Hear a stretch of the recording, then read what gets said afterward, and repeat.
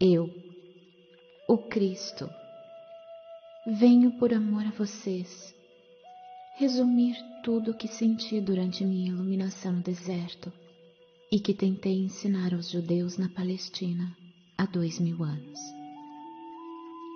Algumas passagens da minha vida foram narradas nas cartas 1, 2 e 3. Se você já leu ou ouviu essas cartas, saberá que é da maior importância para o seu bem-estar compreender que, ainda que meus seguidores tenham criado uma religião que chamaram de cristianismo, fundada sobre histórias de minha vida e ensinamentos, não estou ditando estas cartas para ensinar e confirmar aquilo que eles disseram. O cristianismo é uma religião formal, que puramente por razões de conveniência adquiriu muitas crenças contrárias à verdade espiritual de nossa fonte do ser. Que relação existe entre o derramamento de sangue e o Espírito Universal?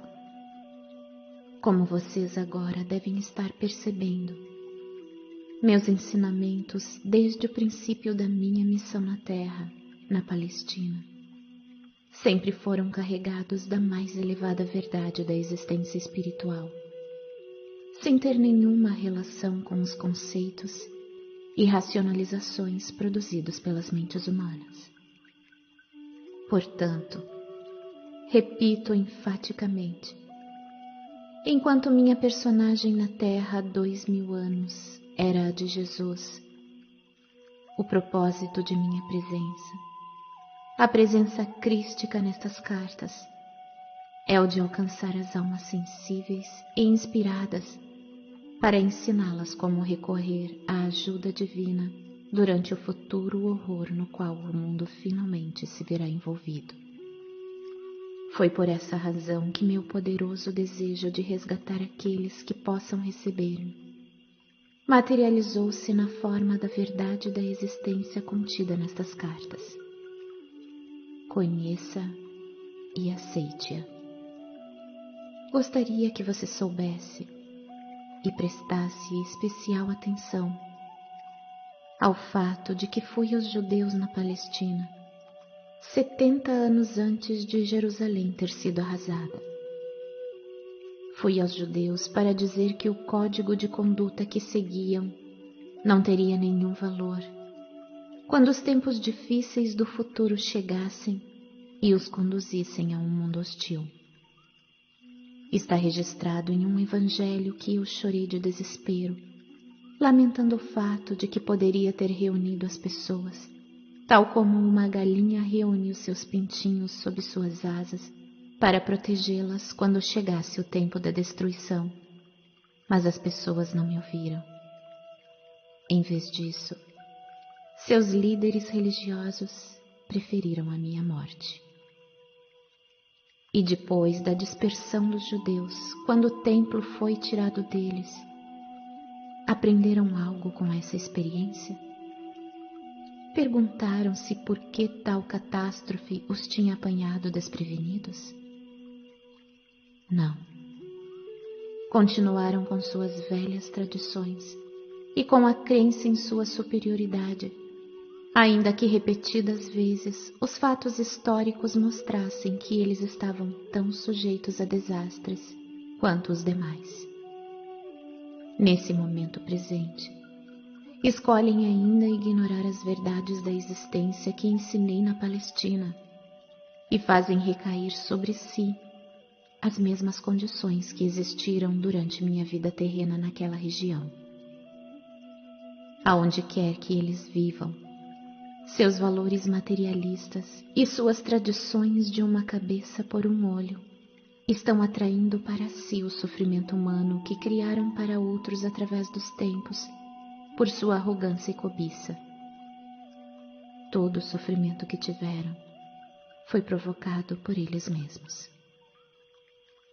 Isto também se aplica àqueles que, por conveniência, aliaram-se aos judeus devido ao seu poder nas esferas financeiras e nos mercados mundiais.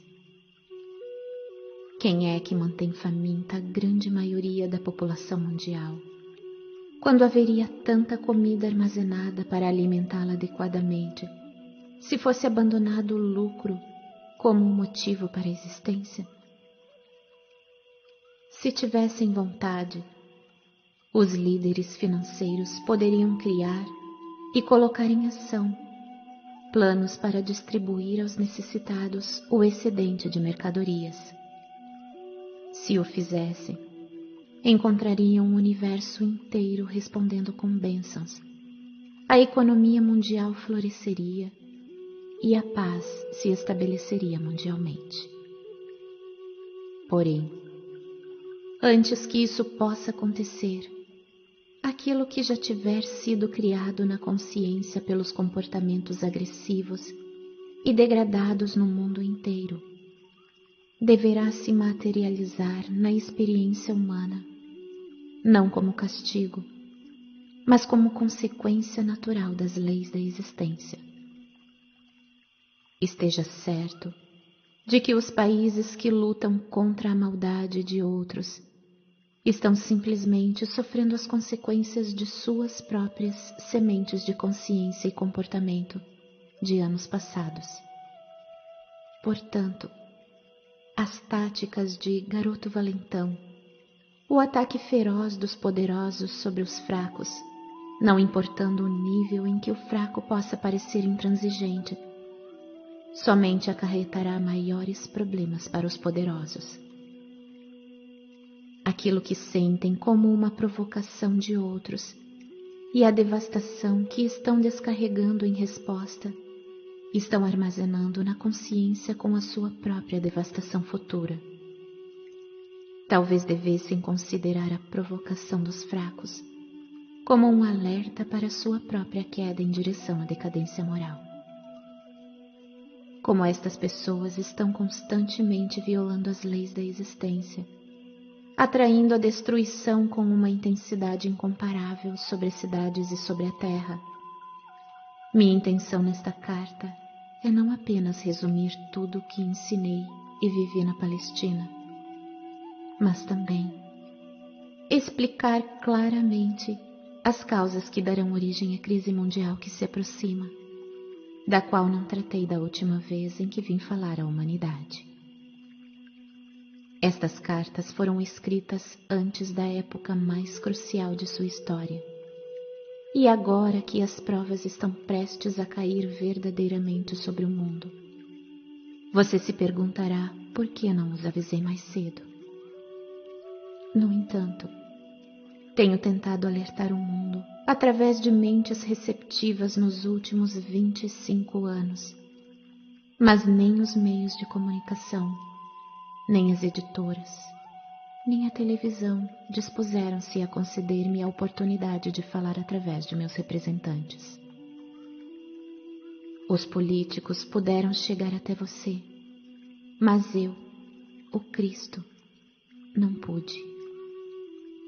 O motivo disso? Os corações endurecidos e a recusa em aceitar que eu, o Cristo vivo, poderia voltar neste momento através das mentes preparadas e dispostas a avisar as nações sobre o que estavam criando para elas mesmas no futuro. As igrejas que afirmam crer em minha existência estiveram obcecadas com suas próprias tradições religiosas humanamente concebidas, assim como os materialistas. Agora que sou a 23ª hora, quando o medo toma conta das multidões e elas estão dispostas a levar em conta as minhas palavras, as portas devem se abrir sem reservas, ou de novo meus esforços pela humanidade terão sido em vão. Voltei para dizer que realmente haverá uma separação entre as cabras e as ovelhas, como é narrado nos evangelhos da Bíblia. As ovelhas se referem àquelas almas que possam receber pacificamente a verdade espiritual mais elevada que já é derramada sobre a terra. As cabras referem-se àqueles que não têm a capacidade de escutar nada nem ninguém, porque seus espíritos são demasiadamente rebeldes e egocêntricos. Por que serão separados agora? Porque aqueles que foram capazes de receber a verdade que estas páginas contêm e de viver segundo as orientações que vêm das leis da existência, verão que ainda que o próximo período da história mundial seja de fato amargo, eles continuarão em relativa paz e proteção, na satisfação das necessidades e na elevação do espírito. As cabras, lamentavelmente, terão que suportar toda a força horrível de sua inata consciência rebelde. Isto não é um castigo de alguém que vem do alto, mas a consequência natural da lei da existência.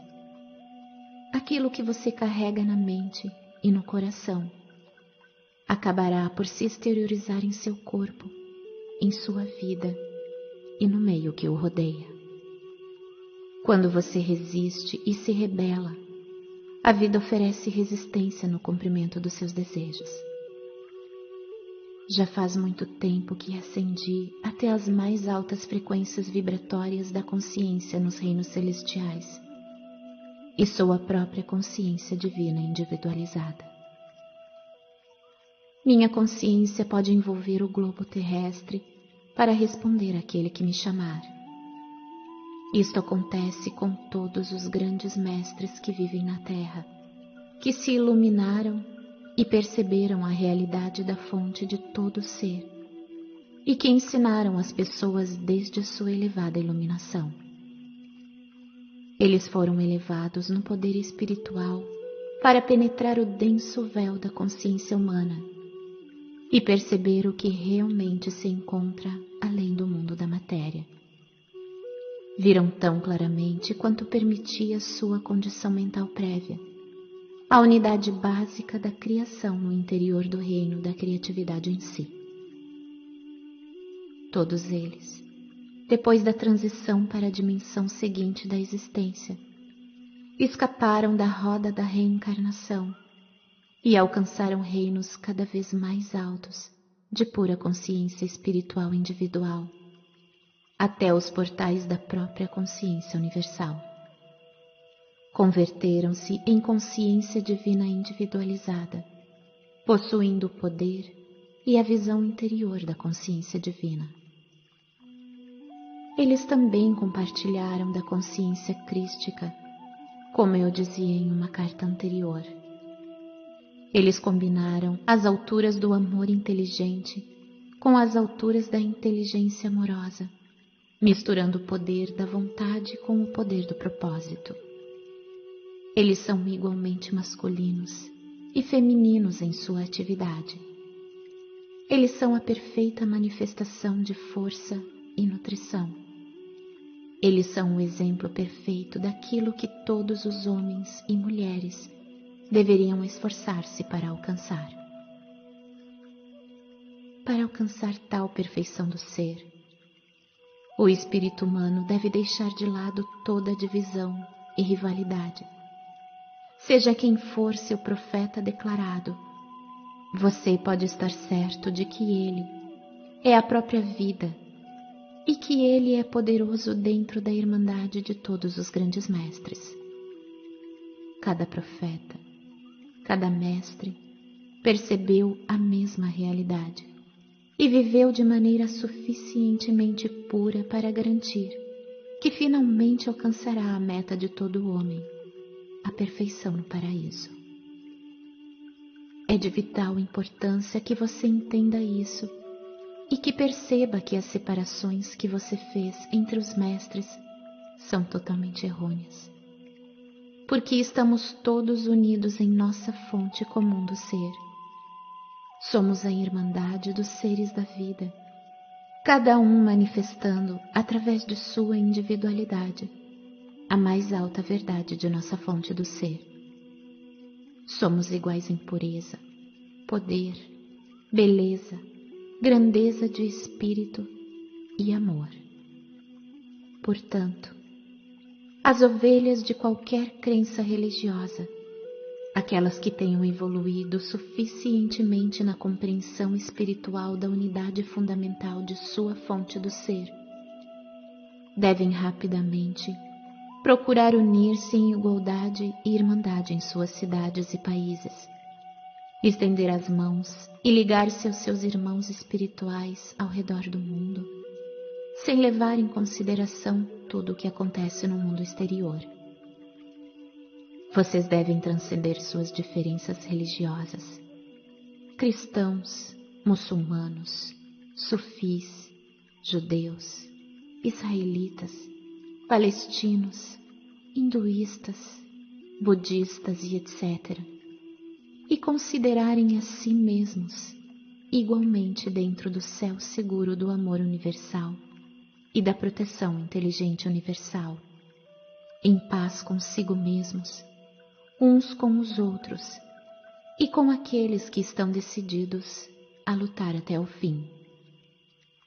Somente assim o planeta sobreviverá ao sofrimento que paira sobre a humanidade.